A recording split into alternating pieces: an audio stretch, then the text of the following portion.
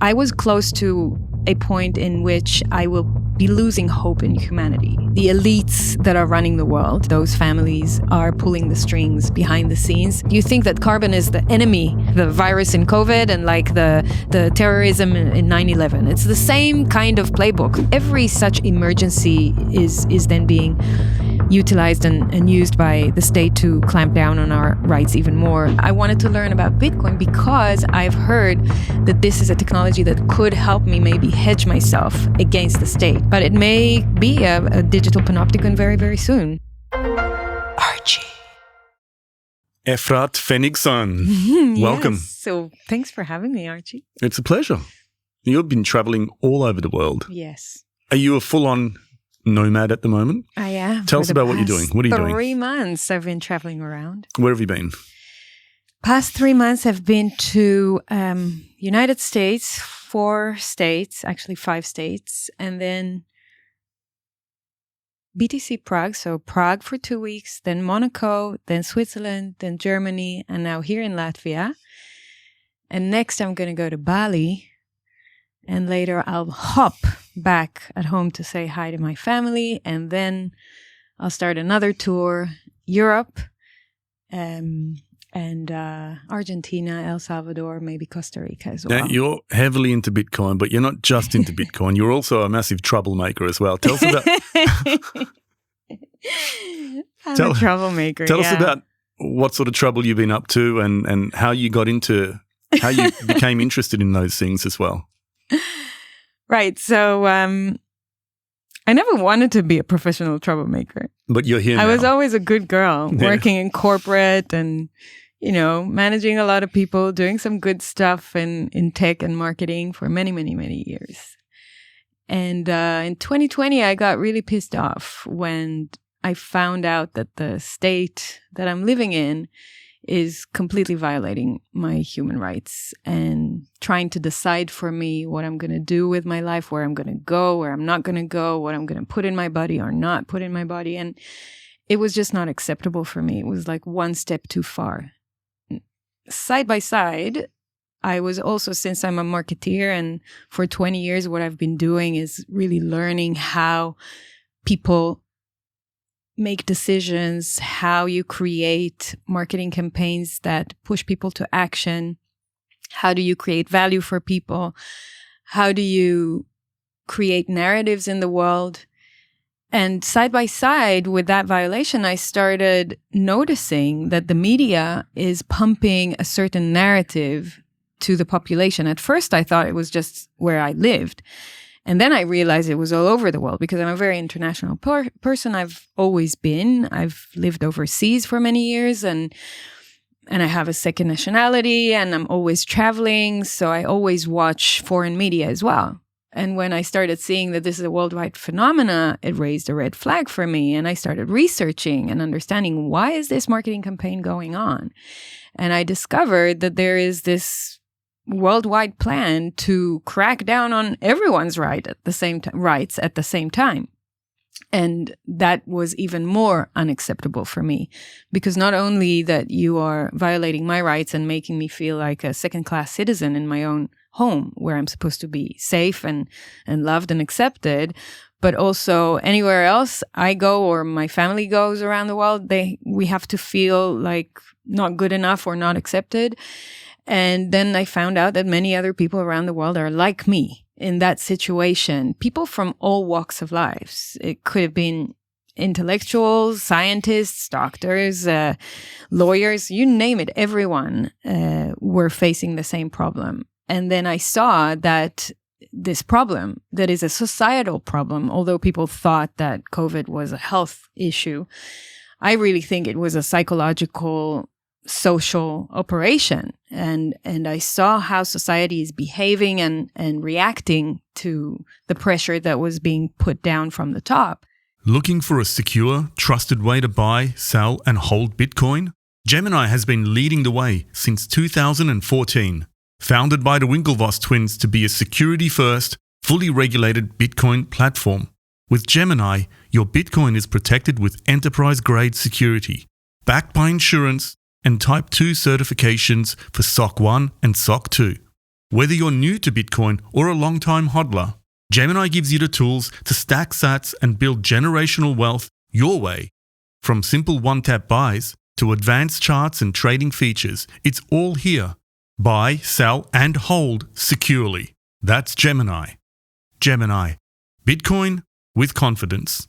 Need cash without selling your Bitcoin? With DeBiFi, you borrow against your Bitcoin, non-custodial, multi-sig escrow, and you keep your keys. No banks, no selling, just institutional grade liquidity with terms up to 2 years and APRs as low as 9%.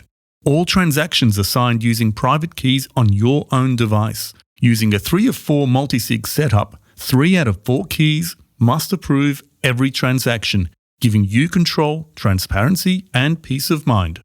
Whether you're a hodler, miner, small business, or treasury team, DeBiFi gives you the cash you need now without giving up your Bitcoin upside or triggering a taxable event. Get liquidity, keep exposure, and stay secure. That's DeBiFi. DeBiFi, your Bitcoin, your money. And I decided that if people like me that are seeing what's happening and finding it unacceptable are not going to speak out, then this is going to get much worse. And so I made a conscious decision to join the minority and speak out about the violations of human rights, of coercion, discrimination, and everything that was going on at that time. I actually became a bit of an activist. I went out to the streets, and for about 2 years I was protesting. And it was one thing led to another. I'm originally from Israel, so I was originally protesting against the government and the controlling apparatus at the time, which has changed many times in the last 5 years. Israel has a very unstable political situation. And I thought that if the government changes, thanks to the pressure we have put during 2020 and 2021, then we will see a change in 2021 with the new politicians that have promised us that they're not going to do the same thing as the other ones have been doing. And lo and behold, when the government did change, nothing has changed. And in fact, they just took the baton and continued running, and they made it even worse. And so that led me to continue my activism and, take my megaphone and go out on a Friday to the Prime Minister's house and yell what I think, but also meet with like-minded individuals that really said, no, this is a violation of my private property, my rights, my sovereignty, and I'm not willing to let the state have that power over me, and I dictate how my life looks like and what kind of sovereignty I create in my life. And so when I was doing that, I didn't know at the time that there was this one figure that was watching me during that time, and it was apparently the number one Bitcoiner in Israel. He was also in those demonstrations out in the streets, and he didn't want to be public about the fact that he also doesn't agree with what's happening. So he was just watching. But when the time was right, he came over and said, listen, you are so good at what you do, and you're very influential, and people listen to you, you're very charismatic, and your base is just growing all the time, because my base was growing. My content, I didn't say that, but my content that I started creating was just organic content from the streets, from, the protests and everything that's been going on, just original kind of videos, and I put them out there. They became viral, and people all over the world started asking for me to do more and more. I was doing them in English, and apparently there was hardly any information that was getting out of Israel that was not mainstream media. So they were really looking for my content every week to find out what's going on with Israel, because it was kind of leading the way during COVID to what was happening in other countries around the world. And he was watching that, and he said, you're so good at what you do, you're so good with that, and you understand how the government and the state is really lying to us about so many things. How come you don't understand the whole lie around money, around fiat? And how come you're not a Bitcoiner? And I told him, you know what? I've been waiting for someone to teach me about Bitcoin. Will you do that? And he said, yes, of course. And we sat down and he did. And, for me, the moment, And that was a really critical and important moment for me, because when that happened, I was close to a point in which I will be losing hope in humanity, because so many tough things have been happening, but also because I was so curious and starting to learn about the big global plans that are in place for this decade to take shape by global organizations and governments around the world, like places like the World Economic Forum or the United Nations or the World Health Organization, and nation states implementing those policies and those agendas, I became really disheartened that they don't really give an F about our lives. They see the future in a certain way and they decide for us how we should live our lives. And they're taking us in a certain direction, and we are losing power because we are oblivious and we're not paying attention, and most people are just giving their power away. And not many people are speaking out. So I was kind of losing hope at that moment. And so when he came, I was like, yeah, I wanted to learn about Bitcoin because I've heard that this is a technology that could help me maybe hedge myself against the state. I don't want the state to have power over my finances. I know what they can do with my public health, for example, because I've now felt it and it was really painful. And I don't want the same thing to happen with my private property. So how can I protect myself? That was my first question. And he started telling me that this Bitcoin thing is something that the government cannot control. It took me some time to accept that and to try and look for the proof, the evidence, and the information about it. And once I did, I was like, wow, so they really can't control it. And that was a whole new shift for me, because it opened up hope, really. Like, people say that as a cliche, that Bitcoin is hope.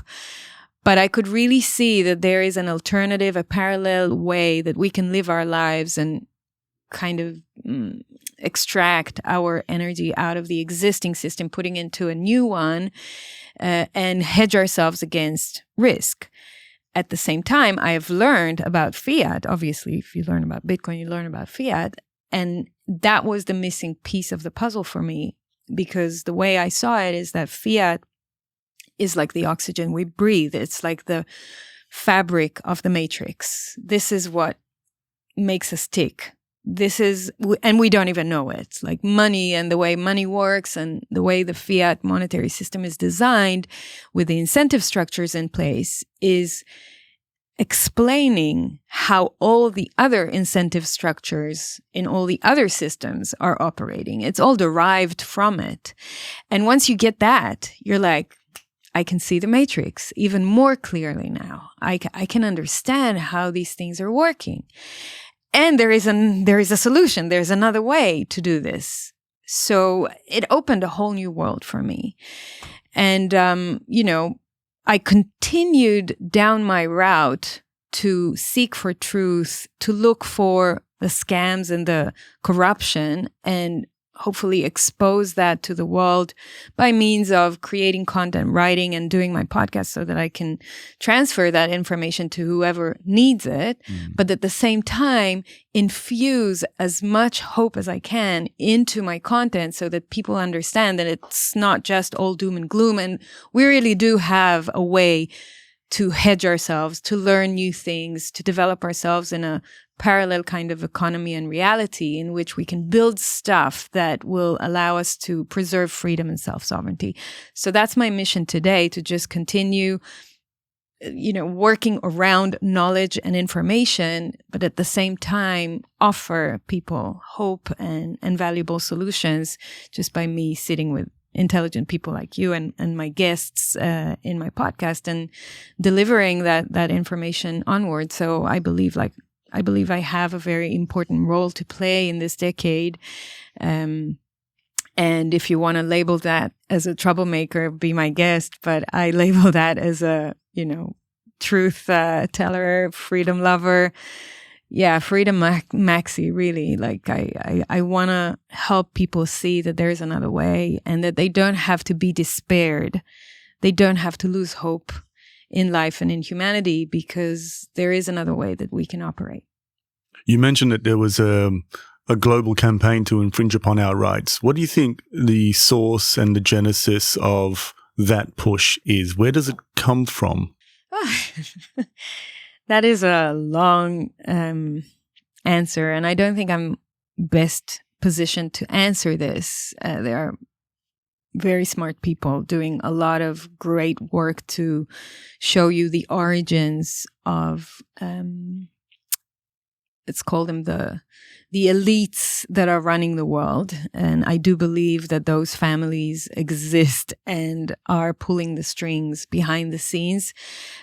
We know of many of them because of their affiliations to institutions like the Federal Reserve and other central banks around the world.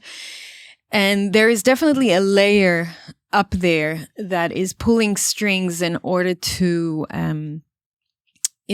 implement really long-term agendas and plans for humanity. And some of those communities or groups are oftentimes hidden from plain sight, and people are not aware about them. They're secret societies. They gather in places like the Club of Rome and Bilderberg Group, and there are many such kinds of cohorts that are coming together, and they color their mission as very humanitarian and very pro-life, pro-humanity, and very futuristic, because they do have a very low time preference and they look very far into the future. When you and I, or the average person, has to think about how some people end the day, some poor people, how they end the day, middle class, how they end the month, and maybe people that are more wealthy, how they end the year and what they're building for their kids, maybe one generation forward. Those people may be looking centuries forward, and they're putting together plans and agendas to try and influence the way the world is working and the direction that we're taking. Like, for example, now we are in the midst of a huge technocratic change in the world. Technology is advancing in such a fast speed, and we think it's just like a natural evolution of things, which it is. But at the same time, this also has been projected and thought for a long time by those organizations. They've been laying out their vision for technocracy for decades and decades, even before the internet was a thing, when it was just starting. And there is a lot of connection between the technocracy movement and the transhumanistic movement and the eugenics movement. And how do we, they think about big questions. How do we make the world sustainable in terms of making sure we have enough resources and enough space for people to live here and to have food and energy and everything we need, maybe with less population, because what we have now is not sustainable. So they're thinking about ways that we can fix that, right? And that goes through, some would say this is like, it's inevitable. We have to think in those terms. And others would say this is completely inhumane, like they're playing God and trying to figure out ways how they can depopulate, or how they can make us live our lives in a way that will make us a lot more controlled and submissive, so that they can dictate how our lives go, or how they exert energy and money from us into the systems that they're building. And so one could lose hope inside such a wealth of information. If you research those things, if you read history, if you go and visit some of those websites of those organizations and you download their manifesto or their agendas and you read through them, like the simplest one I would give as an example is the United Nations Agenda 2030. It's down there. There is a website you can go and visit. It's the United Nations website. And it has 17 sustainable development goals. And you would look at those 17 goals and they touch almost all areas of our lives. And they look so nefarious. So, innocent, and they're here just to help us. Is nefarious the right Nefarious way? is bad. Yeah, they look innocuous. Yes. Harmless. I was looking for the inverse of nefarious. Benevolent? Benevolent's fine. Okay, so benevolent. But really, they are collectivist plans. They are aimed to dictate for us how, and first of all, we are being treated as a collective. Like there is one species, one collective that needs to be treated a certain way, and they will decide for us what's the right way to go.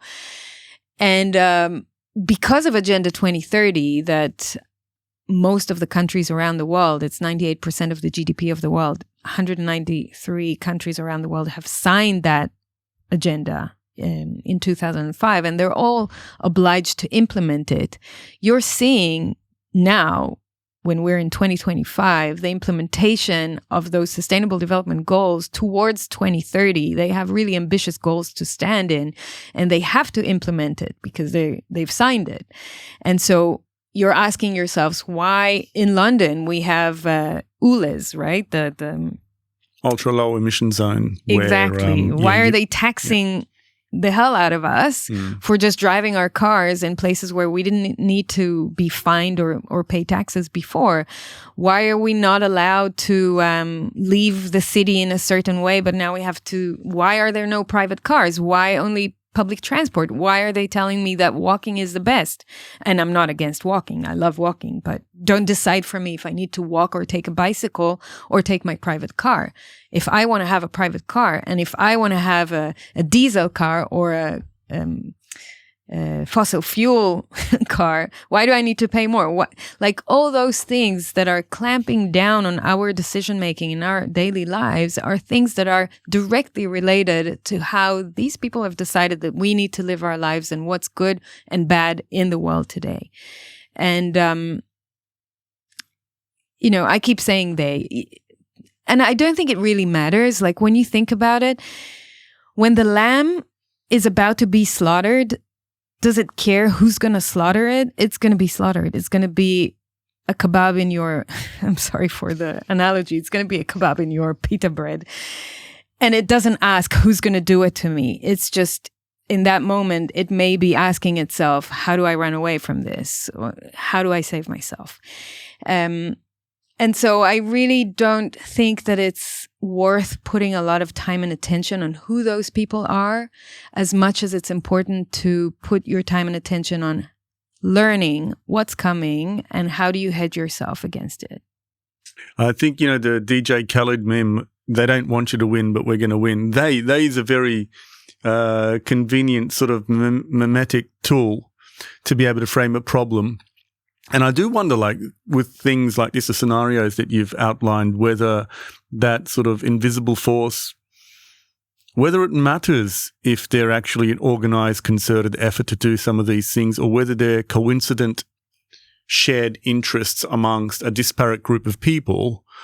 But what I think does matter is whether or not we understand what the first and second order effects, like sometimes certain policies are positioned to be quite appealing as a first order effect, but really the intended outcome is the second order effect that we aren't even having a conversation around. Absolutely. And side by side to the fact that they are putting in place, that policies are being put in place in a certain way top down, there is always an incentive structure to uphold that policy in place and make sure that the people that are participating in executing this policy and making it a reality in the world are incentivized in such a way that they will not even question if this is good or bad for us or if this makes sense or not. They are just following orders. And most of society is not nefarious, now I use it correctly, is actually just want to be doing the right thing. They just want to do good in life. And that is the biggest manipulation, because there's an area in marketing or psychology called behavioral science. And a lot of marketeers love quoting really famous behavioral scientists because they feel like when they are using their theories or their strategies in their marketing campaigns, it legitimizes it and it gives it more credibility and more validity, where really what they're doing is manipulating people. Well, and marketing is all psychological manipulation. Well, it can be actually value creation, depending how you do marketing. And I'm a 20-year marketeer, and I've always wanted to create great marketing based on value. What does the customer need, and how can I provide that value for the customer? And if there is no win-win between a brand and a consumer, then it won't last. It will be forceful. What was the foundational book on marketing? What was that called? Bernays, right? What was it called? I don't remember the name. Propaganda. Okay. So right? yeah, Bernays, yeah, for sure. But it's not, it actually was not really marketing. It was more public relations. It was more PR, which is a subset. For them, yeah, a subset. And I think marketing is a super interesting trade. But you have to, it's just like any other tool, just like any other technology. The question is, how do you use it and what's the motive behind it? And there are good and bad marketeers, and we can come back to it later. But what I wanted, like the point I was trying to make there is when you use like behavioral science and manipulate people to comply or conform to a certain trajectory of action that you want them to take, you are creating some kind of reality by doing that. You can say that you are just doing the right thing because you are incentivized to do that. You need to create compliance, or you need to create acceptance, or you need to create awareness because someone told you and they're paying you money for it. And so this thing just ticks. It just works. And if you want to be on the right side of things in life, you may want to stop for a second and ask yourself, what I'm doing right now, is that really helping humanity? Am I actually making a difference, a positive difference in the world? Or am I just following orders without really analyzing even it? those questions, in order to answer that, we need to set the frame of what is good. And quite often what I find is people who we perceive as doing harm, they don't see it that way, because the morality that they inject, the moral framework that they use answer those questions are always, I'm doing this because that's going to happen and that's what I want. I think society will be better off if that happened. And people use that to launder all sorts of atrocious behaviors. 100%. From like, manipulative marketing tactics or literal atrocities as well. Yes. And so I guess it's even more foundational than just do good, because everyone thinks they're doing something that's worthwhile doing, don't they? Yes. And that's why you probably have to challenge them with the cognitive dissonance. You have to challenge them with showing them how the thing that they are doing that they think is good and helpful and contributing to society in some way or contributing to themselves is actually hurting someone or something, and how. And more often than not, these people will then meet their cognitive dissonance and will resist you or will be really upset with you and really start calling you names and things like that. Because it's quite confronting for people. It is very confronting. And I am experiencing that, so I know. I feel like I'm a mirror for people, like I'm projecting stuff for them on themselves that they don't like to see or that they don't want to confront or that they don't even think that is true about them. And they turn all that energy against me, and I take it, I understand it. I have a lot of compassion towards that. I used to be triggered by it, but today, I became much more resilient to it. But I totally understand how hard it is, because really the percentage of people that is really nefarious and wants to do bad in the world is so tiny. It's so small. And most of society just wants to have a normal life, and they just want to get by and earn their fiat and be okay with their family or their jobs or whatever. And here someone like me comes and disrupts this, interrupts this. And that's why people would call me a troublemaker, because why would you shake things? Why would you do that? Like, just let us live and leave us alone. But I think we are living in super critical times. And if we don't wake up to see some of those truths that are playing out in front of our eyes, we are going to live in quite a dystopian type of life that we may not want, we may not choose, and we may not have a choice anymore. Now, I think we still have a certain degree of optionality and choices, but it may be a digital panopticon very, very soon. You know, you live in the UK, in London, where they just passed this most crazy online safety bill, they call it, right? Because it's to keep you safe, right? And so they will decide for you where you surf on the internet and give us all your data so that we can tell you if it's okay or not okay and give you permission to actually consume content. And, you know, take us 5-10 years earlier, I don't think we would have thought that that would be possible in a place like the UK. And here it is happening.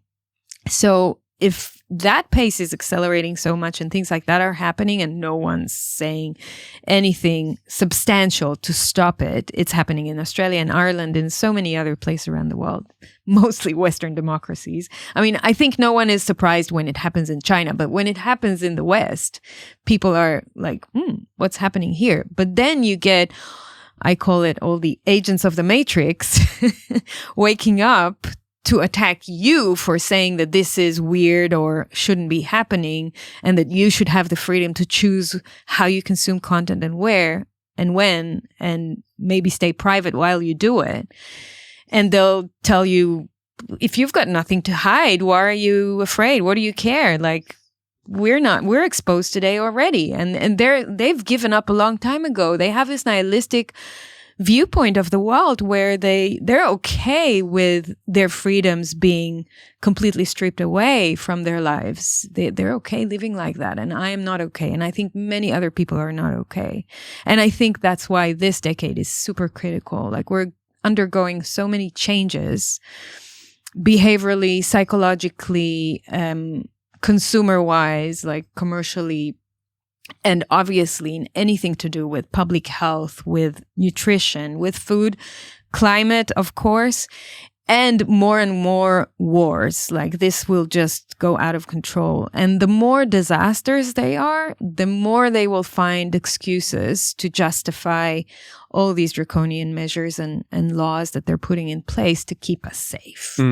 I think there's a real battle between, you know, centralized narratives, and then we have this decentralized ecosystem of information where not only can information closer to the truth bubble up, but there's also quite a lot of ridiculous information as well, because it's a free market for information and anything can happen. Is what's happening that I see is that, like, the establishment and people who are proponents of the establishment point to the outer fringes of this free market of decentralized information to disparage anything that is outside of the centralized narrative, to suggest that only, you know, truth can only arrive through authorized channels, credentialized channels. And we know that's not the case. And we've seen that in all the domains that you've mentioned just before, health and, you know, human rights, journalistic pursuits. We're seeing the best journalism come out from people who are independent journalists, simply because mainstream won't touch anything that's outside of what the centralized narrative approved. The interesting thing is that there are two opposite powers at play here.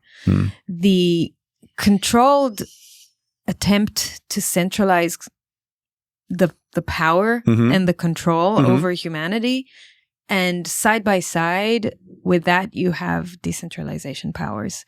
The internet started it decades ago, and the eruption of freedom technologies, and Bitcoin obviously being, to me, the first one in that category, is just creating more and more opportunities for people to decentralize power, to kind of break away that energy that's trying to centralize everything.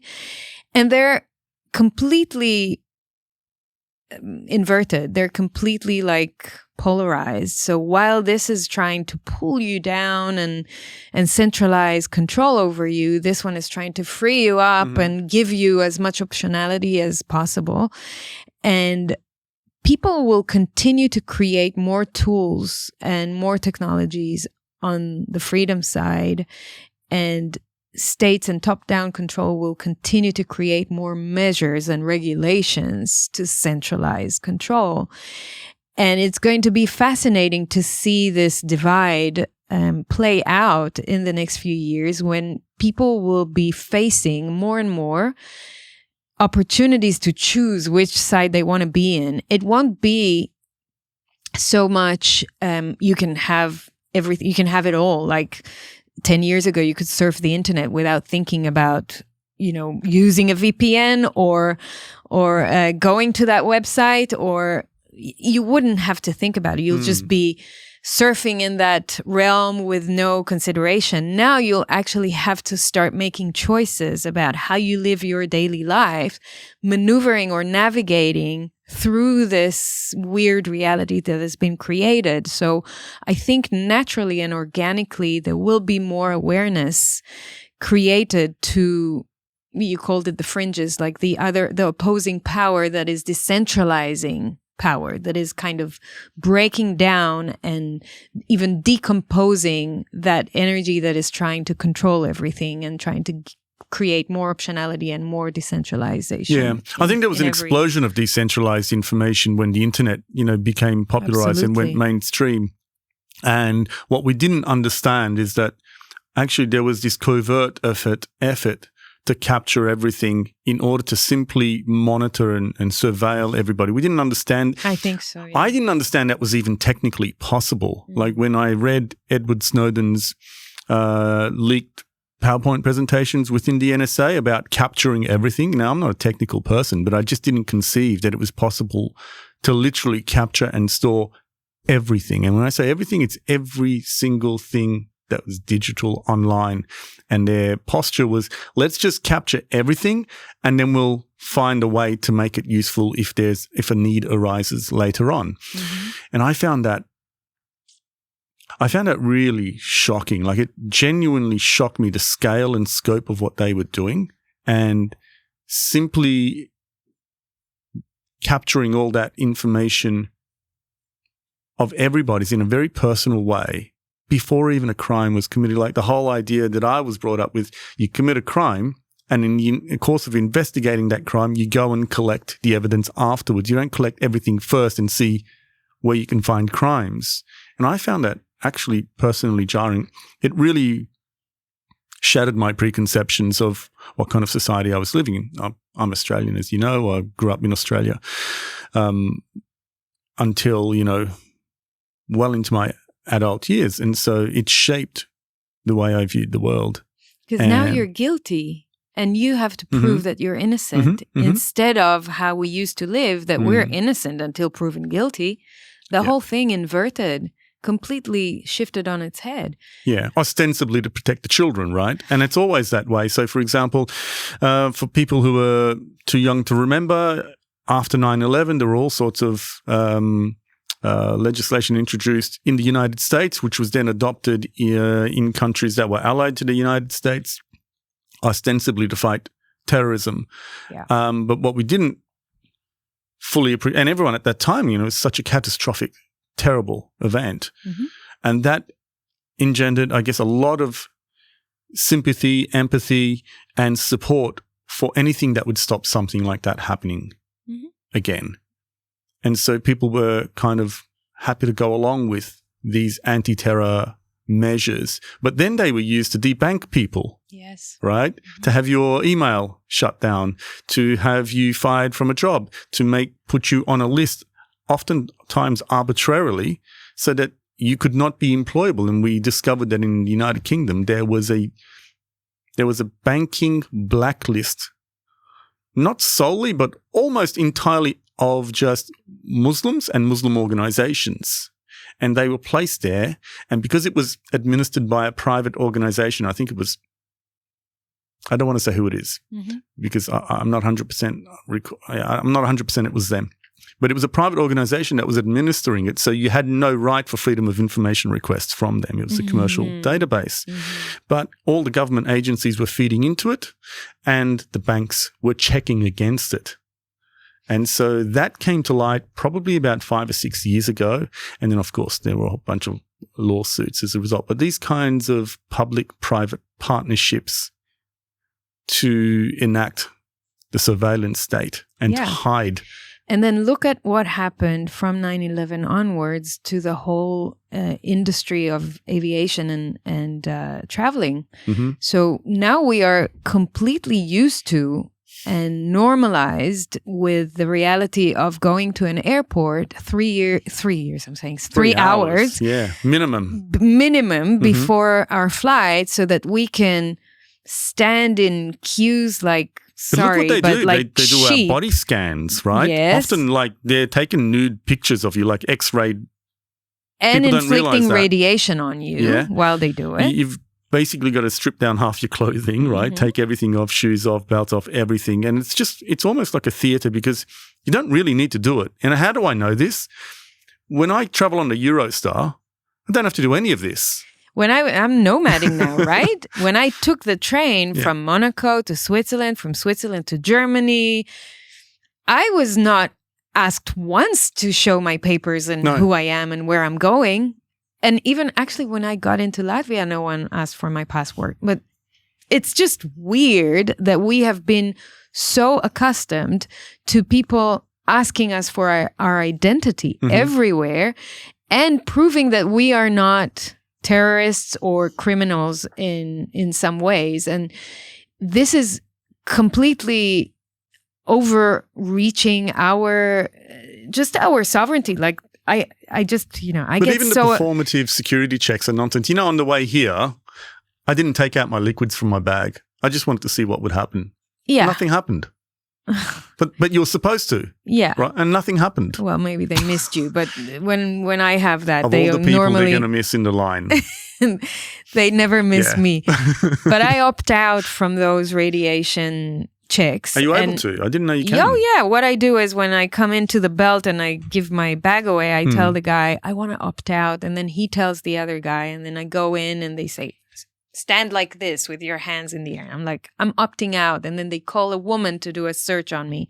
And that search is really embarrassing. Like the way she touches me is not nice at all. But I prefer that than being radiated.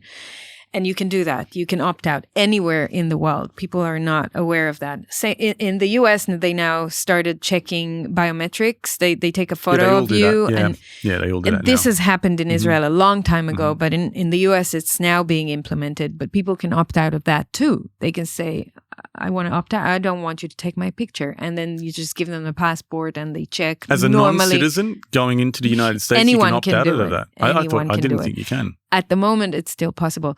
Well, people that learn natural law and go down that rabbit hole will tell you that it's always possible and you can always exercise your natural law right. But let's not go into that. But it's still possible in the US now. What I mean is like, okay, then they have the right to then turn you away. And that comes at, and for a lot of people, that's a great inconvenience and cost. Like you've spent all this money and then suddenly all your plans to see whoever you're going to see or do whatever you're going to do. Yeah, you see, I had to pay such a big price during COVID when I decided to be part of a minority and resist some of those measures. And I couldn't go to restaurants. I couldn't go to theaters. I couldn't travel to some countries. But I decided to take the blow and to pay the price and to be called names and to have people email my boss at work and tell him, did you know that your employee is saying such and such on social media? I took all of that into consideration when I decided to protect my sovereignty and my freedom. And so if we don't do that risk analysis and take into consideration that we'll have to give up some of that convenience in order to preserve some of our sovereignty, then we are going to end up just complying with everything. So each person has to ask themselves the question, what is the right thing for me to do? And where is my red line? Where do I draw that red line and not let them go past that? Now, I just wanted to mention one thing that connects in a way to what you were saying about 9/11 and everything that has happened afterwards. Every such emergency is then being utilized and used by the state to clamp down on our rights even more. And recently with October 7th in Israel, when it happened, and I had spoken out about it with my opinion about what had happened, and I created a video and it went viral, and several other people dared to do the same in Israel. Most of them have done it. Actually, all of them have done it almost all of them have done it in Hebrew. Me and one more guy did it in English, which made us a lot more viral because the whole world wanted to know our opinion. But those people that have done this in Israel in Hebrew, meaning they were facing the local community with their opinion, which was obviously not a favored opinion by the regime, their photos were being put in a collage on the night or the next day of October 7th with their names. And on mainstream media, primetime news, the night after it happened, their faces were presented to the people of Israel to show them that these people are conspiracy theorists and they are spreading false information, and people should be aware of them, and this is disinformation, and and ignore it. And the ease in which you can be named a terrorist or a criminal or a conspiracy theorist or whatever, even, and right? some of them have even been taken to jail because of what they were saying. There was this teacher in Israel that was talking about what was going in Gaza in a way that, again, the government doesn't like, and he's been put in jail. And his students went against him as well. And this is all normalized, and people think, oh, it's to protect us. It's so that the enemy doesn't see that we think that we're not united and that we don't support our government. So it's okay for this to happen. But they don't stop to think for a second. 5 minutes later, if I now want to speak out against something that is happening that is related to me or my family in a way that doesn't fit the narrative, and they clamp down on me, what happens then? And the ease in which we allow this to happen and don't think about the repercussions of it later on in our lives is mind-boggling for me. I think the analogy that comes to mind that I find particularly useful is in a financial market, when there's a crash, everything correlates to one, more or less. And I find that even in the freest of societies, in a crisis, the scope for freedom of expression actually just coalesces around what the approved narrative is, and people become too afraid to speak outside of that or against that because the cost of doing so is too great on a personal level, for even not just from a social point of view, but it can be from a legal point of view as well. Your job could be at risk, and all the things that you're familiar with that you experienced as well. So I'm like, well, how real is our right for freedom of expression? How real is it? Yeah, because the time at which you need it is in a crisis. Exactly. And if you can't exercise it in a crisis because the cost is so great personally, right? Or it's as real as we make it to be. Yeah, but you do need a critical number of people in support. Otherwise, it becomes too easy to marginalize and punish you in a democratic society. Because if politicians feel like they've got the support, the social support, and that gives them the political and legal mandate to just go ahead But we have so much power that we don't claim. If we all walk around in life thinking that we are so small and negligent and our voice doesn't matter and it's just me making my opinion heard, but no one else thinks like me and I'm going to be marginalized, I'm going to be ridiculed and all that, I'm never going to speak. And if no one speaks, we're fucked. Because we do lose our right and it becomes unreal. Yeah, but my contention is not that so many people disagree with the narrative in a crisis. I think that actually most people, almost everybody, does agree with the approved narratives in crisis. But they're too afraid to act on it. No. They agree with it. They're happy to go along with it. And that's what makes speaking out like you did so costly, is because most of society was against you. And that gave the politicians the mandate. Well, I'm not sure about that. I think that, if you follow Professor Matthias Desmet, for example, he has this great theory about mass formation and how you formalize society in times of emergencies or desperation that will lead you gradually towards totalitarian regimes. And he's showing that the percentage of society that is actually brave enough to speak out may actually be 10, 15%, really small. And the percentage of society that is flowing along with the narrative and is playing the game and is inside the allowed sandbox of opinions and narratives is probably 35%.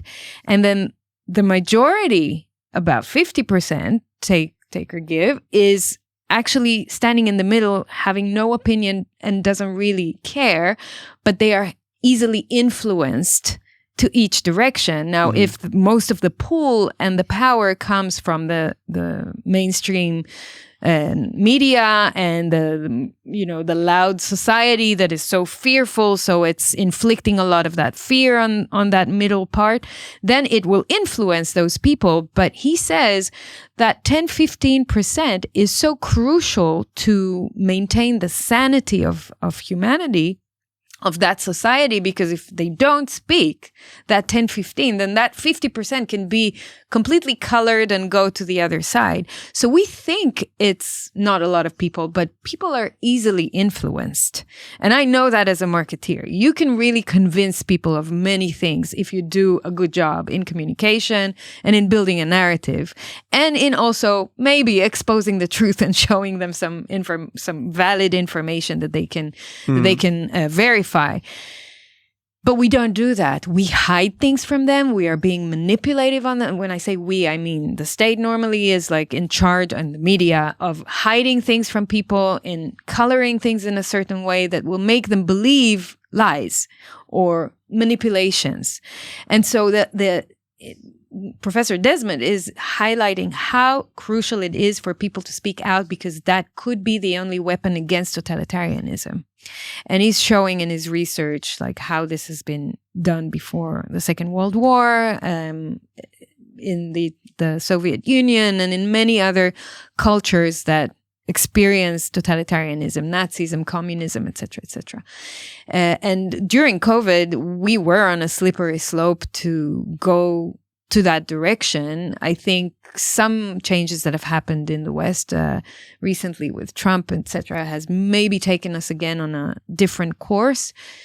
Not so sure, but there is still a lot of that we need to be vigilant about and see. And one point I will just make is about free markets, because I think maybe Bitcoiners will resonate with that a little bit. If we are really in favor of free markets and we understand the complexity that comes with having a free market where everyone can do what they choose to do, buy, sell, and operate in that market the way they see fit, why don't we want to adapt that free market culture into society in terms of free speech? Why do we need to limit what people say and don't say if we have the tools and the sovereignty and the consciousness to decide for ourselves what's right and what's wrong, and what should we adopt and what should we let go of because it doesn't make sense for us?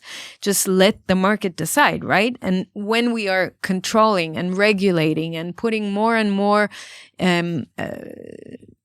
artificial stops on how communication and information flows in the world, we are distorting the market. We are distorting life itself. I agree with that wholeheartedly. And that's one of the things that I know Elon Musk has drawn a lot of criticism for his, tenure at X as the new owner, but I think it's a breath of fresh air. I want to see the offensive. I want to see the racist. I want to see the off-colored jokes. I want to see the arguments from the full spectrum of, the political discourse. I want to be exposed to that, and I want to see what's going on. I want to see what each part of society is actually thinking. I don't want them to be suppressed. And I think it's been one of the great benefits, because previously what was happening was clearly there was a certain narrative from, I would call the woke left, was being boosted. Clearly it was.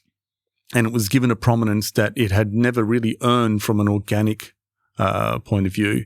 And other political ideologies I felt were being suppressed.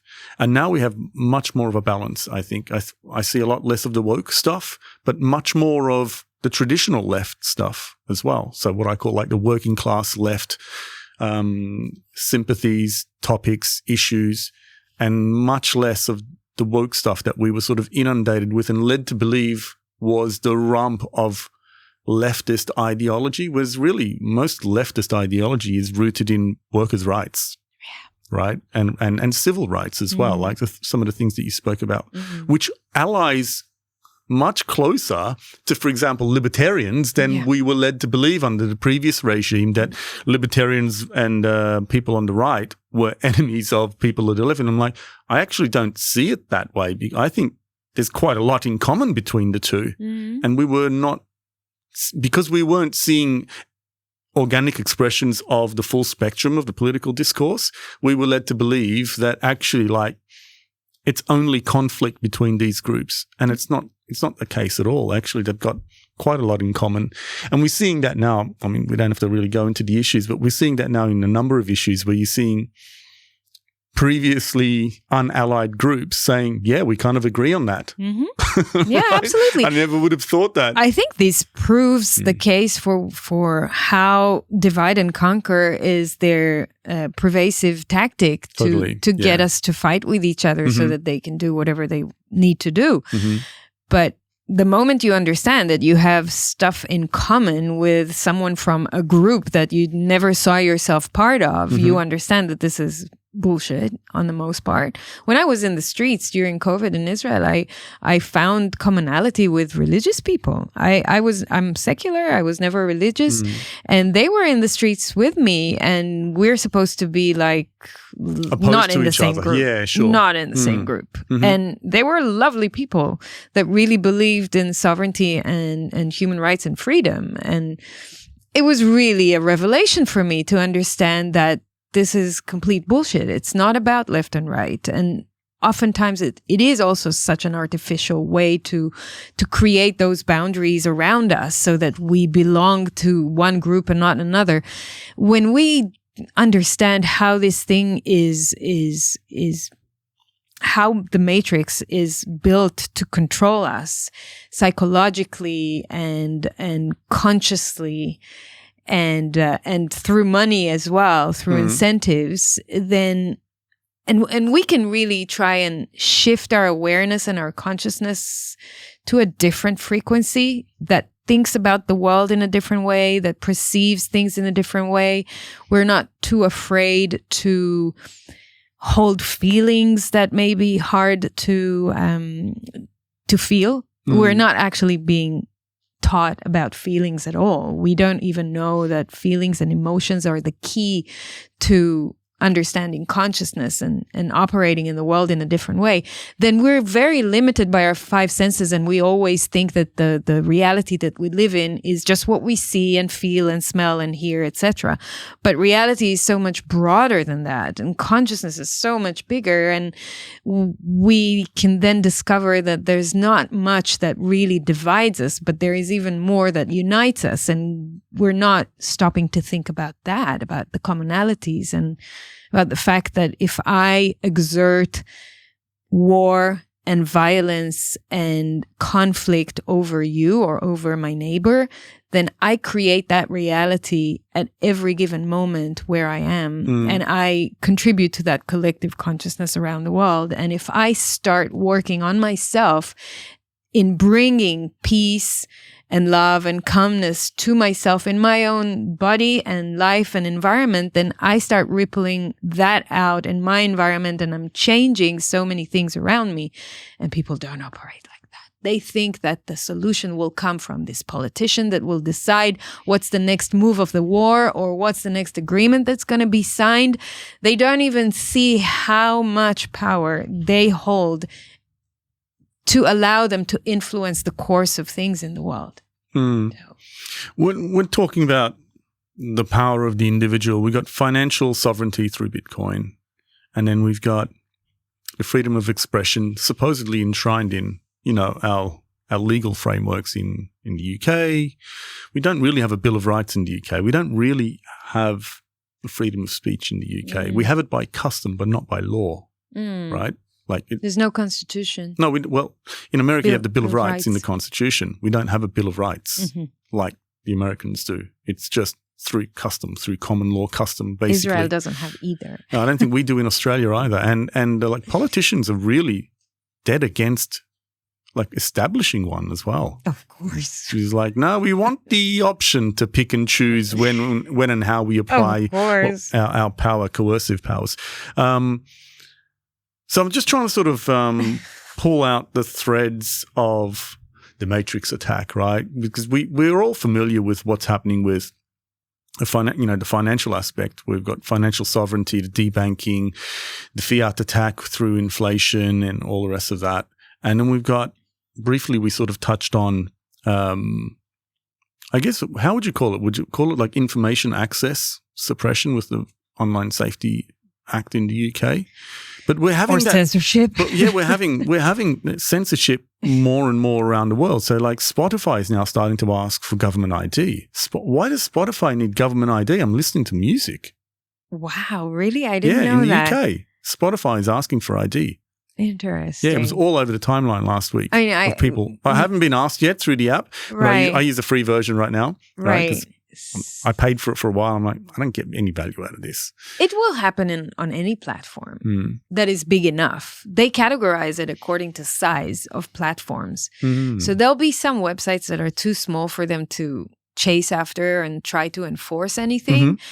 But the ones that are big enough, and they measure it according to user base and traffic and things like that, they will force them to comply and to put in place identification measures. So my podcast episodes like yours are also being broadcasted on Twitter. And recently, one of my episodes was suppressed completely. I logged in through my podcast account, which is not a premium account, and I got a message saying that this content is not visible in Germany, where I was, because I need to provide identification and all that stuff. Because when you're not premium, then they don't know who you are. I mean, it's not validated with an ID. I got you. Right? Yeah. And so I couldn't watch that episode on Twitter, where Twitter is supposed to be like free speech, but they can enact that on Twitter as well in the EU because of the EU laws, the DSA, for example, the Digital Services Act.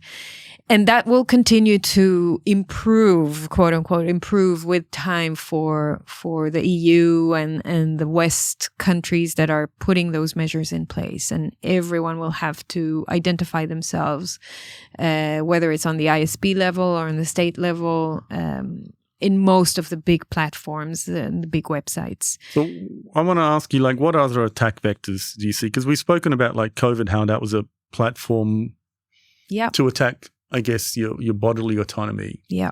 And for a lot of people, that really was. They didn't want it and they were coerced into doing that. Some people willingly did it. I took the shot twice, regrettably. Yeah. And it was of no use to me, actually. I got sick, like I was telling you last time. I got sick both times, and apparently that wasn't supposed to happen. So I feel like I was duped, right?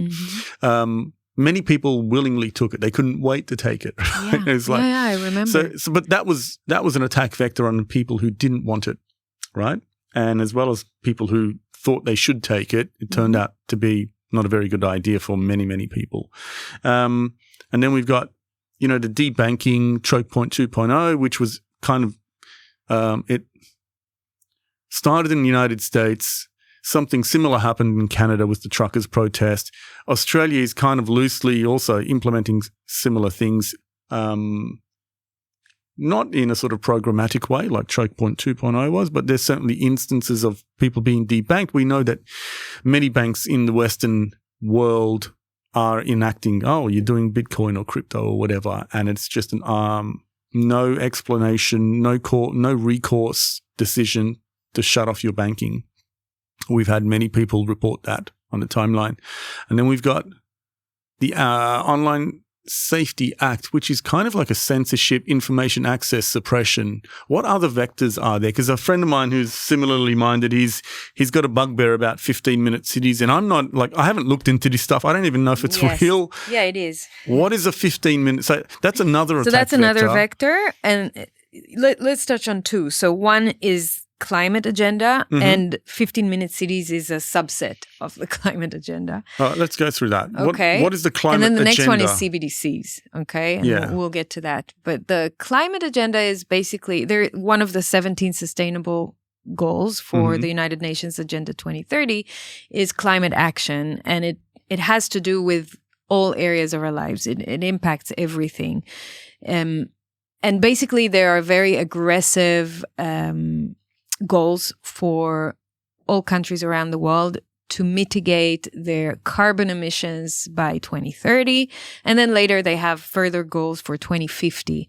But for 2030, most of the countries around the world have to reduce their carbon emissions significantly. Okay, so great. It starts from there. Let's say great, right? Why not do that with nuclear rather than lowering energy consumption? You're asking me because they're fucking idiots? Because nuclear is a great solution. Why not? Because for some reason they decided that carbon is a more convenient way to gain control over corporations, manufacturing, industrial, and also retail. So people, just society at large, because they can tell you what you're eating, where you're flying, what you're doing with your money or with your consumption habits. And that is translated directly to carbon emissions. If you're taking a flight here, you've now consumed 400 CO2 credits. If you are eating meat, you are consuming more carbon credits than if you're eating just vegetables, right? They associate now carbon with everything, but because it's a measure that is very easy for them. It's a metric that is easy for them to measure with. And so they are hung on carbon. There are great people like, for example, Tom Nelson, that has the Tom Nelson podcast that is all about climate and energy. And he's debunking for years now with a lot of experts, professors, scientists that are coming on his show and showing you, he's got a podcast as well, independent media, showing you how this whole climate thing is completely ridiculous, and it's not a control knob on the temperature. Climate is not the cause. Let's break this out. First of all, so I live in London. I used to work in a high-rise building in Canary Wharf, which is, if most people don't know, it's one of the financial centres in London, and probably 22nd, 23rd floor. And most days I could not see to the city of London, which is like 3 kilometres away, because it was completely, it's all pollution. Now, I want that to stop. Absolutely. That's not good for us, right? But that's where the propaganda comes in, because then they conflate your environmental good causes and good intentions with measuring you and taxing the hell out of you in the name of environmentalism. But deciding that carbon is the cause for all of our problems is a very shallow, superficial way to try and solve the pollution problem or the environmental problems that we are facing. And the world is facing a lot of problems in that respect. But just to narrow it all down to one chemical substance. But it's not just one chemical, though. Like, so for London, I know what you're saying. I'm simplifying it for a reason, because it becomes so ridiculous that you think that carbon is the problem. It's the enemy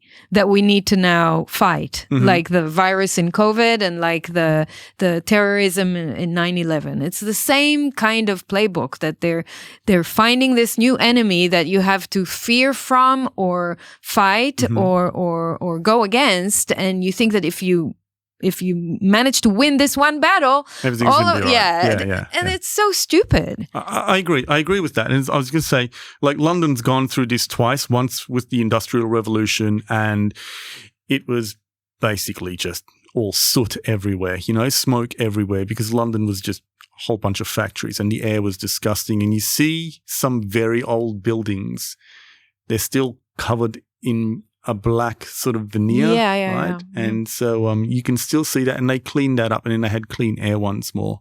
And I feel like with the adoption of cars, that I guess I don't know if it's peaked, but it's, it's quite high now, and we're seeing not something quite at that scale, but quite different, and a different mix of fumes as well, that I think is poisonous. So my question is, like, how do we clean that up without succumbing to the hysteria about other things with respect to... Well, first of all, we have to educate ourselves about this problem. We have to really learn about climate and energy and start looking for what sources of energies are actually beneficial for us, and what does it require from humanity to adopt to different types of energies, like you mentioned nuclear, for example, because there's this incentives from the government for you to adopt solar and wind that are highly inefficient in many ways for certain things. They cannot stabilize the grid with renewable energy, with green energy, for example.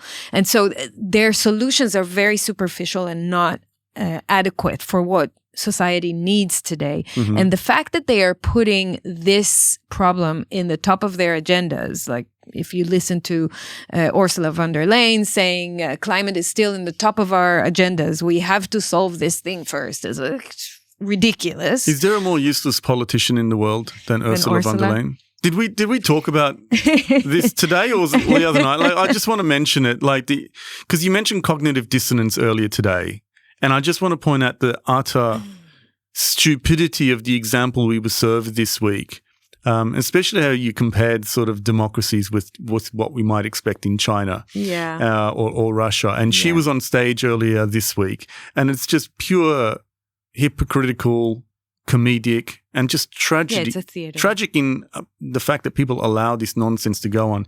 She's on stage and a protester starts yelling at her, whatever he was saying, and she has the gall to say to her, "You're lucky you're saying that in a free democratic society, because if you were in Russia, you'd be arrested." And at the very point where police grabbed him, arrested him, and carted him off without a hint of irony, and, completely sanctimonious, and the audience was cheering her on. Unbelievable. I mean, let's talk about cognitive dissonance for a moment. Like, how is it that we continue to view ourselves in one way while in the very moment, while espousing a particular value, we're transgressing against the value that we're supposedly championing? How do we continue to allow ourselves to have such a self-image? Cognitive dissonance, that's what it is. It's willfully blind. It's incredible. Yeah, it's incredible. So if I stay on her and her point, where she believes that this is the most important thing, their preferred way of implementing this climate agenda is by creating more and more modern urban environments. And if you look back to COVID, when it just started in 2020, March or April, there was this video that came out from an organization called C40. C40 is an organization of cities, smart cities around the world, and you have dozens, if not hundreds, of cities that are members of this organization. And they made this promotional video clip to show how they are making the best use of the lockdowns during COVID to then install the infrastructure they need to turn their cities into green, sustainable, smart cities during the lockdowns, because they have this vision of 2030 to become sustainable because of the climate agenda, because of the UN, So they have used this.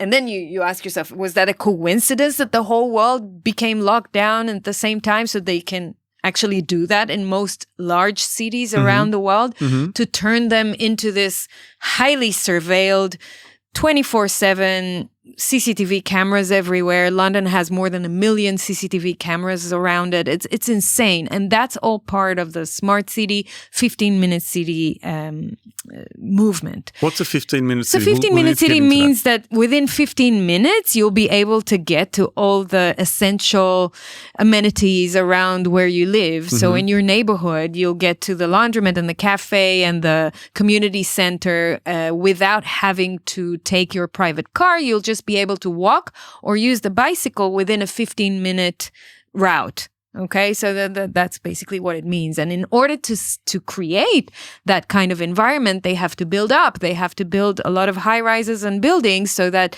everything is close to you. And there's this movement of creating more and more of those amenities inside the buildings and even connect buildings with each other. And so you are while they are framing this as environmental and green and sustainable and all that stuff, basically they are taking you away and further, like distancing you from nature more and more, because you find yourself closed in this small spectrum of urban reality where everything is concrete and everything is like surveilled and there are artificial lights everywhere. And yeah, there's a bit of green here and there because they have to create, they call it green lungs or green patches around the cities, but they are urban environments. And everything that is outside of the metropolitan or the big cities is slowly starting to be not forbidden, but like harder to sustain. So for example, in Australia, you have new laws that are coming in to forbid you from growing your own food in your backyard. Did you know about that? No. Yeah, it exists. You can check me. And what do? They check your backyard to see if you're growing tomatoes and peppers and strawberries. I have no idea how they're going to enforce this, but by drone. They are, these people are crazy. Why would it be forbidden to grow your own food in your backyard? This can never be allowed. Like, we have so many people of European descent who still grow their own veggies in their backyard. Like, it could never, has it passed or is it a proposition? I don't know. I don't want to say the wrong thing. I can check and let you know, but I know that these things are on the table. And it's they're going to be a lot of Greeks, Italians, and Turks going to jail. And that's why there's also this push of doing a lot of hydroponic growing of vegetables and food, which is great. I mean, I'm all for growing your own stuff, but then you have to think about soil and you have to think about grounding and the whole. We live in an environment and a reality that is super like. I forget the word, radiation, full of radiation. EMF is everywhere, and we need to ground. We need to be close to a water source or soil. And when we are being distant from it and being squeezed into cities, then that's really disturbing. Now you see trends, and now you can put, tinfoil hat on and whatever, but I don't care. There are many cases in which natural disasters that are happening, like the fires in LA, like the disaster in Maui, like the war with Iran now in Israel, where people get their houses completely shattered because of these disasters.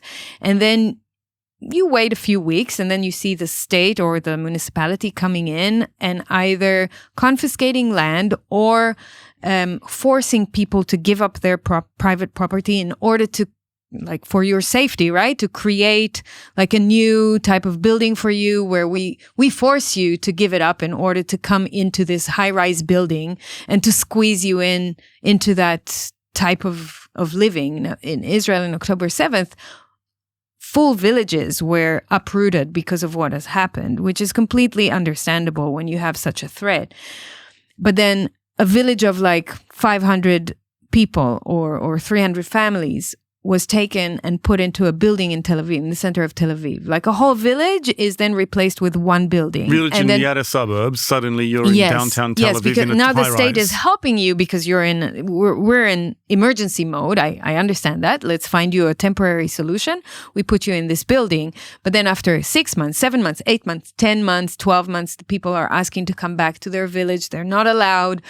Instead, we're giving you this free free housing in the city, in the middle of the city, but I want to live in nature. I was in a village before. No, this is free. This is what you should go for. So there's this trend pushing people more and more into cities, and we're starting to change the way we live. 5G towers everywhere. There's a lot of that radiation that we're not yet clear of how it impacts our health. And the 15-minute cities is a very disturbing trend, and it's real. And you can read more about it on my blog. I write about it from time to time.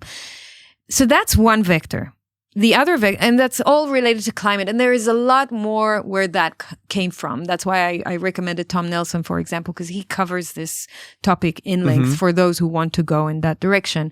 But the other direction is CBDCs and digital money. Now, you and I are both fans of digital money, right? Digital money is not a bad thing inherently. The question is, what type of digital money are we talking about?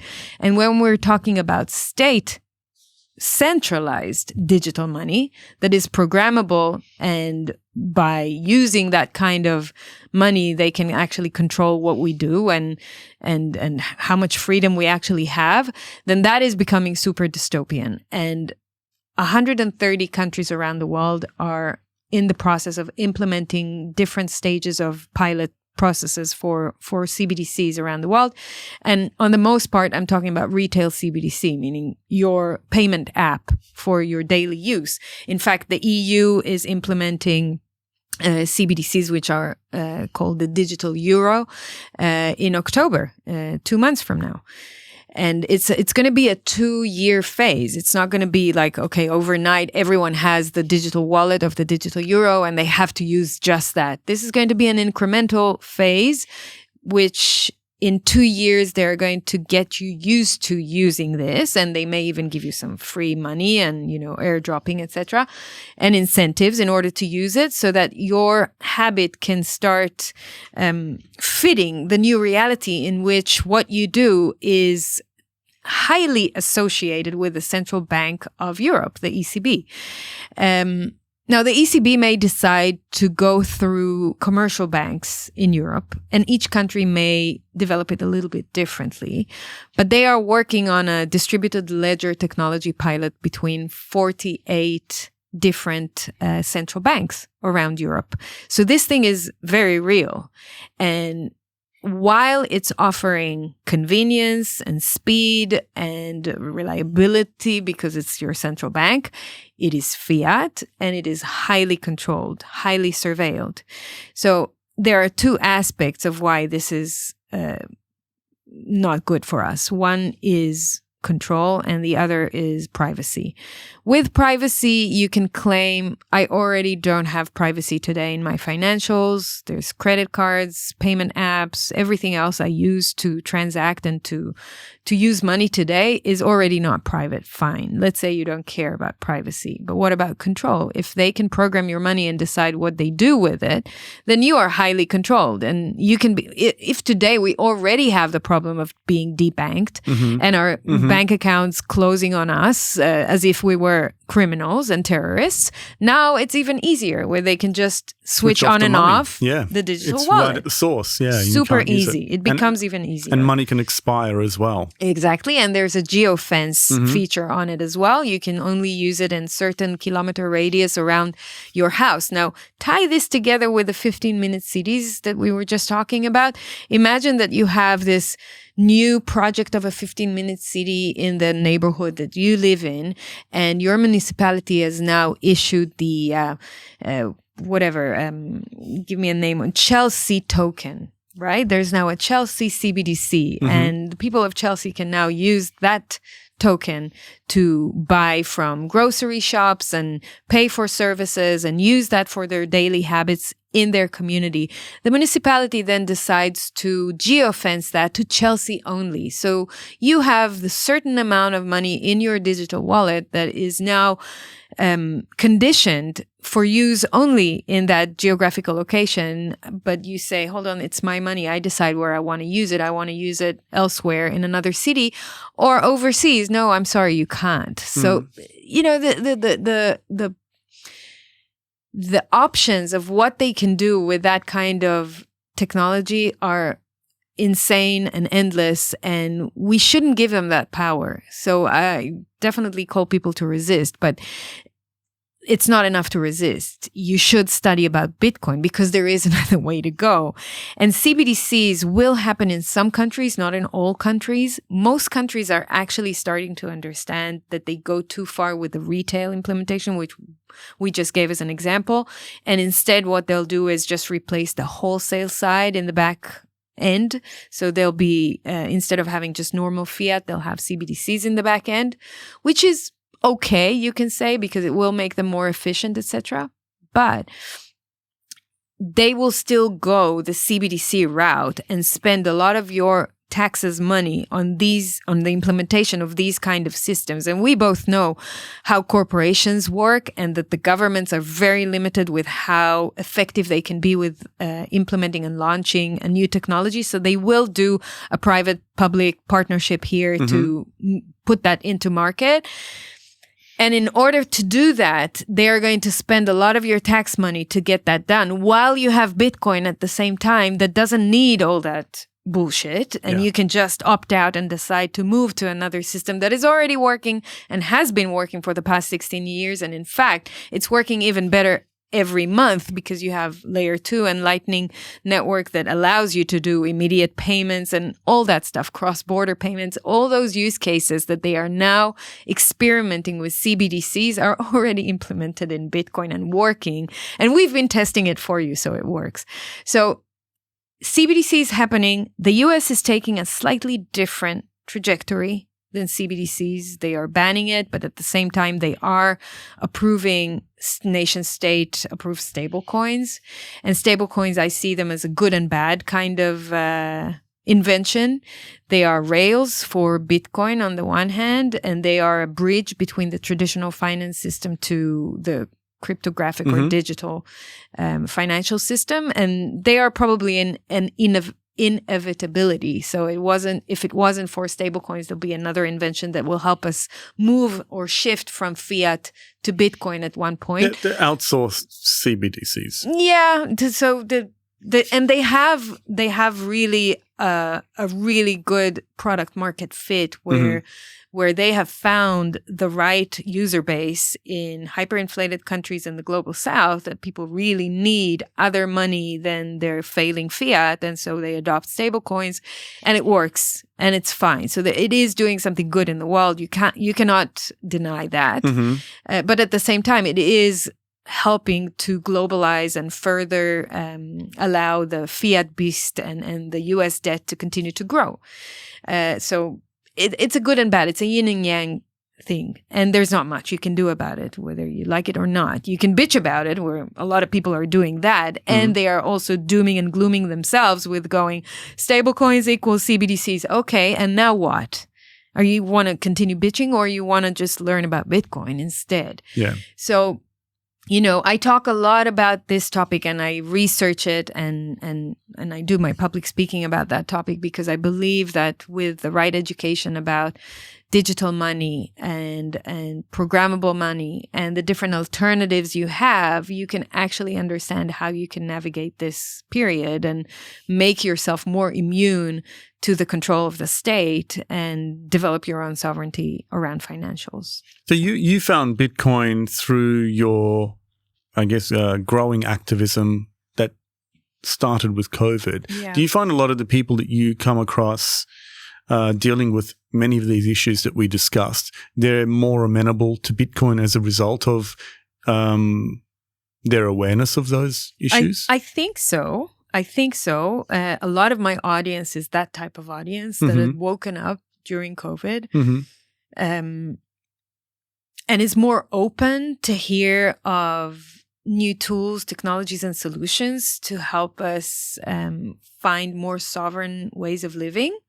So I think inherently they will be, like me, more open and acceptable of things that can help them. However, unfortunately, there's a big chunk of people that are very, I would say, libertarians or freedom lovers that are super afraid of that. And the reason the prime reason that I'm hearing from those people is that because it's digital money. Because it's digital. And we have to go back to analog and barter and things like that. And I'm like, seriously, you want to go back to the 16th century and trade chickens for lettuce? Like, what's happening with you? We live in the 21st century, whether you like it or not. You are surrounded by technology. It's not going to change. If you want to exchange value and trade with people, you have to join what everyone is using, because that's the whole concept of money and trade and communication. Everyone has to agree and have a consensus on the same type of technology they use. And so when they're afraid of digital and they just want to hold on to their cash without really understanding what cash is and how fiat is actually cash and what is fiat, they don't even know all that. They stop there and they just become hopeless and they become doom and gloom. And I am very discouraged to see that, because that's the audience that I like. That's the audience that I would like to educate, to bring to Bitcoin, because I really believe that they will be amazing advocates for that freedom technology. And I do speak to a lot of great influential figures in that group. Unfortunately, people like Roger Ver, for example, are really, I think, doing a disservice to that community by scaring them and telling them that Bitcoin was hijacked and they shouldn't go there because it's a risk. And there are many others that are doing that as well. And it's a shame, I think, because I'm not saying that Bitcoin is free from risk and it doesn't have its shortcomings or challenges that the community is aware about and is trying to solve. I'm just saying that there is something really good here that you should check out and learn about, because it can actually improve your life. So that group is more susceptible to it. However, they are being also manipulated in a way to be afraid of it. And that's a bit of that's sad. They will learn the hard way, I guess. I don't know what to say, but it's, yeah. That's reality. When I interviewed Adam Back, he was saying that most of the people who were on the original mailing list completely missed out on Bitcoin. They never bought it. Are you serious? Cypherpunks? Why? All sorts of reasons. Okay. Yeah, all sorts of reasons. They just either didn't get it, or they were more into, political ideology or activism or technology or whatever, and they just never... And that's where this part comes in, where I believe that it's a real consciousness and ego test, because the moment that you reach a level where you really do understand how important and critical your freedom and sovereignty are, but you are being stopped by something else, that something else is your ego. Because you probably tell yourself something like, I'm not smart enough because I didn't do this earlier, or other people have found this out before me, or the popularity that grows around, I'm going to be a bit unpopular by saying that, but there is this popularity contest when you put some new scare out there, and it happens a lot on X, for example. People look at it and they go, yeah, he's right, they're really bad, or this is really scary, and then it gains engagement, and that's a really doom and gloomy thing. People love that. Yeah. They are attracted to it because it raises their dopamine levels and their cortisol level, and they get addicted to that thing and they want to be part of that. And when you come in with something, hold on, don't worry, don't be afraid, it's all good. It really is for your own good. Not like the state tells you it's for your own good. It really is for your own good, and it's something good here.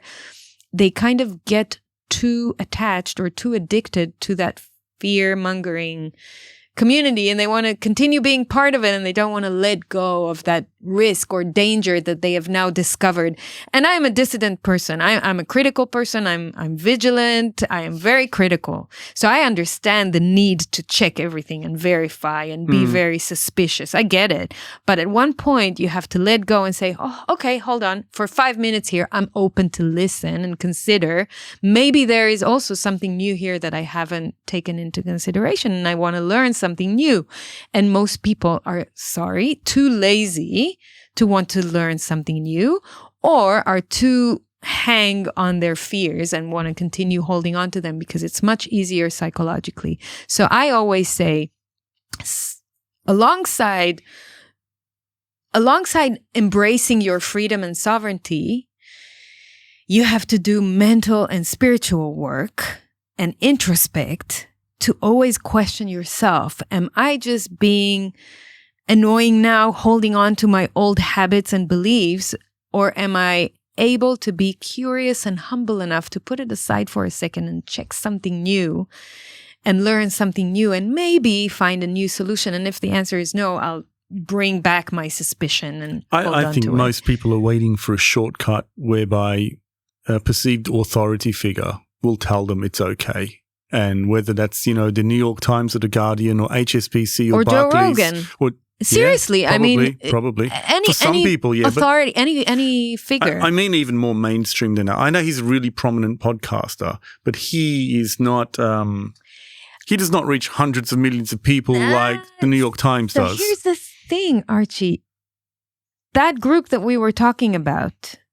Why do you think so many people are tweeting, "Hey, Joe Rogan, please have Saylor on"? Yeah, I know why, of course. Because they know that once Saylor is on Joe Rogan, he will orange pill so many people.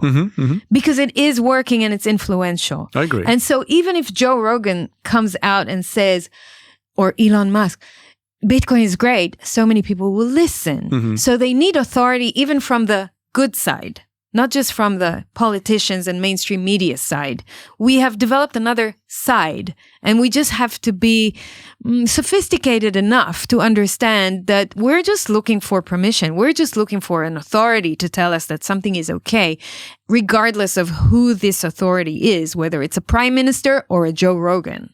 I'm just making a distinction between exposure and authority. So like Saylor on Rogan has authority in comedy and MMA and certain, podcasting as well and some things like that. But people don't look at him as an authority to tell them what to do, whereas people do look at the New York Times as an authority. But he chooses which guests to bring. And if that guest is saying something, then it's probably credible because it's on Joe Rogan. So Saylor on Rogan is a question of exposure because his audience doesn't even know Saylor, but the exposure of Saylor to them will convince many of them for sure. But what I'm saying is like a lot of normies are waiting for an authority figure to tell them, a recognized authority figure, not a convincing Bitcoiner like Michael Saylor, for example. That's the distinction that I make. You're right for the normies, yes. Yeah. That's all I'm talking about. But then if we look at non-normies, I'm sorry, but they're also seeking approval or authority from someone instead of don't trust, verify. Go learn for yourself. Do your own research.